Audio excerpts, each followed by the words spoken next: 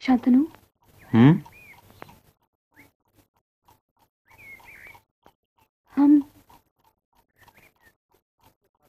हम एक दूसरे को कब से जानते हैं?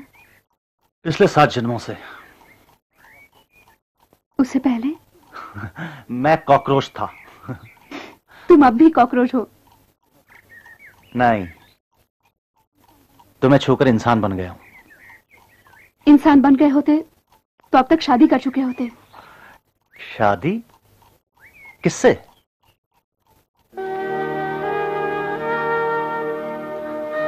देखो नम्रता, हिंदुस्तान में शादी लड़की के लिए कैरियर होता है।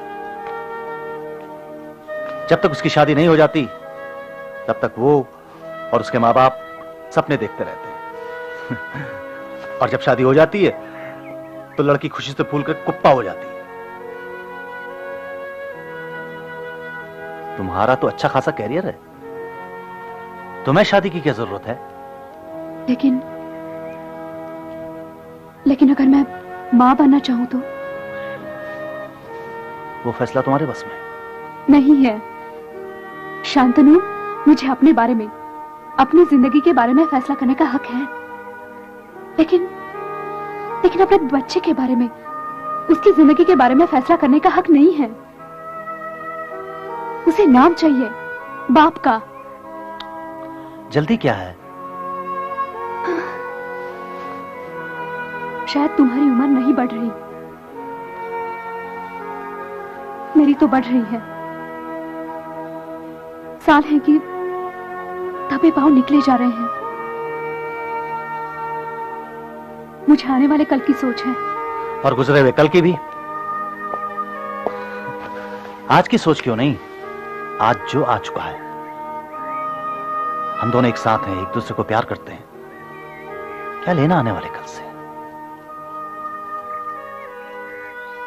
मैं चलता हूं,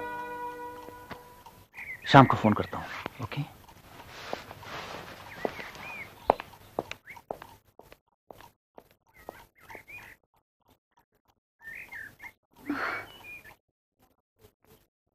प्रोफेसर साहब, मैंने आपको इसलिए बुलाया था कि आकाश की पढ़ाई कैसे चल रही है? जी, पढ़ाई लिखाई में तो बिल्कुल ठीक है, लेकिन क्या? जी कुछ नहीं, वैसे तो उसका बिहेवियर बिल्कुल नॉर्मल है, लेकिन अगर आप बुरा न माने तो एक बात कहना चाहता हूँ। बताइए। आपका पोता आकाश नॉर्मल है नहीं। देखिए, इस उम्र के लड़के लड़कियां जिन चीजों में दिलचस्पी रखते हैं, आकाश को उन चीजों से कोई लगाव नहीं, कोई मतलब नहीं है। मुझे ऐसा लगता है जैसे उसके सोचने का ढंग, सोचने का तरीका उसकी उम्र से ज्यादा ही मैच्योर्ड है। हाँ, लगेगा ही। आकाश उसी कार में बैठा था जिसके एक्सीडेंट में उसके माँ बाप की जान गई। 5 साल का था जब इसने मौत को इतनी करीब से देखा। मैंने ही उसे पाल पोस कर बड़ा किया है, उसकी हर कमी को पूरा करने की कोशिश की। जब उसने कुछ मांगा मैंने दिया, लेकिन कभी कभार ऐसा हुआ जब उसने कुछ मांगा हो, लगता है माँ बाप की मौत के साथ साथ उसके अंदर भी कुछ मर गया हो। ऐसे अब समझ में आ रहा है कि आकाश दूसरे लड़कों से। मैं शर्त लगा सकता हूं आप लोग मेरे बारे में ही बातें कर रहे थे। किस बिना पर? जब कोई किसी की बुराई कर रहा हो और अचानक वो इंसान उसके सामने आ जाए तो एक कब्रिस्तान जैसी खामोशी छा जाती है। ऐसा ही अब हुआ है। और अगर कोई किसी की तारीफ कर रहा हो तो उसे भी बातचीत में शामिल कर लिया जाता है। तूने कब्रिस्तान की खामोशी को कहां से जाना? कब्रिस्तान में, और अभी यहाँ। लेकिन तू कब्रिस्तान गया क्यों था? दादी माँ, सोते जागते मौत के बारे में सोचती रहती हो। तुम्हारे ख्याल मुझ तक ट्रांसमिट होते हैं और मैं उनके बारे में सोचने लगता हूं जो चले गए, अधूरे अरमान छोड़कर। और वैसे भी हमें आज का काम कल पर नहीं छोड़ना चाहिए, क्योंकि हो सकता है कल आए ही ना, और अगर आ भी जाए तो हम में से किसी एक को ना पाए।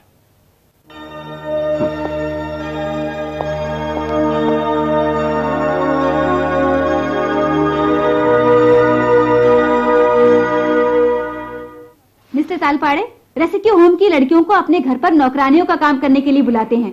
अब उनमें से एक लड़की कमला प्रेग्नेंट है।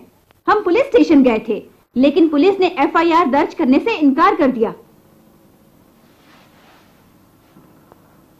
हक भीख में नहीं मिलता, हक छीनना पड़ता है।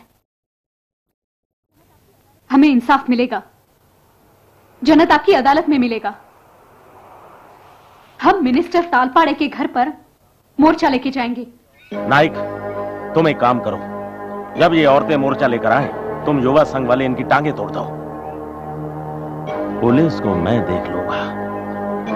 तालपाड़े तालपाड़े तालपाड़े इनकलाब जिंदाबाद। खामोश! अगर किसी ने हमारे मिनिस्टर के खिलाफ कीचड़ उछालने की कोशिश की तो उसकी हत्या तोड़ डालूंगा।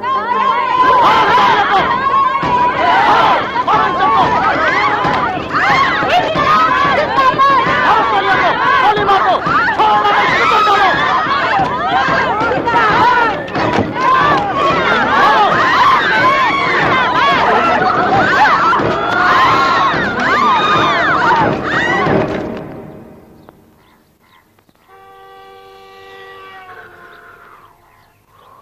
जो लाठियां मेरे जिस्म पर पड़नी थी वो तुमने खाई।